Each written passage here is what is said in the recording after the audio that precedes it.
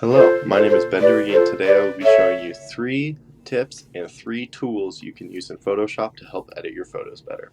The first thing you want to do is you want to go into Window, Workspace, and then you want to change your workspace off of the default onto Photography. This just helps you view your tools much better and it is designed to edit photos. The next thing you want to do is you want to change your photo to a smart layer. You do this by going into Layer, Smart Objects, and converting into a smart object. This ensures you do not have any destructive editing practices and that you can undo everything you do. The third thing you want to do is assign the correct color profile that ensures you the most colors visible. In order to do this, you go into Edit, Assign Profile, you click OK, and make sure it's Adobe RGB 1998. This is the most colors available for all of the profiles and is the best to edit on. Once you do this, you can start out testing things out with your adjustments.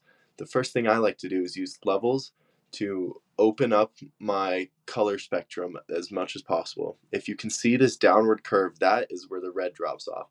And you want to pull this right to there and pull the bottom lever up to the bottom.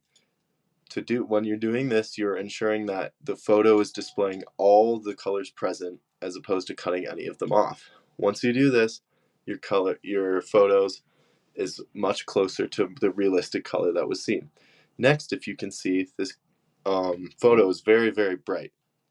A good way to solve this is by going into the curves and pulling it down. With the curves layer, just overall changes all the colors. And when you pull it down, it puts more shadows into it and makes the photo much more pleasing to look at. The end goal is to make them look as realistic as possible to the scene you're looking at, and only you know that, which makes you the best editor for this choice. And third and finally, you can do some color correction. I like to do this with hue and saturation. Once you see this, you can choose any color scene and put more of it or less of it into the photo. For example, if you can remember this, taking this photo, I remembered there was a lot more green. The green seemed a lot brighter.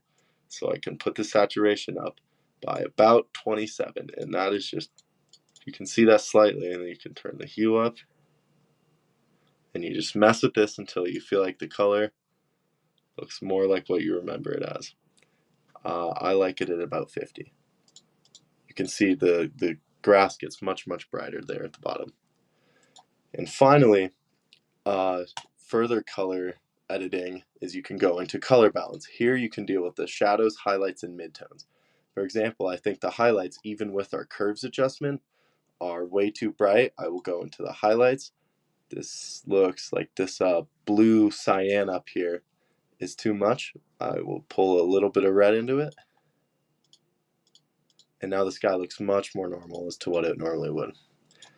Overall, the best way to edit photos is just remembering what it looked like and remembering how you want the photos to look in the end. Thank you so much. Have a good day.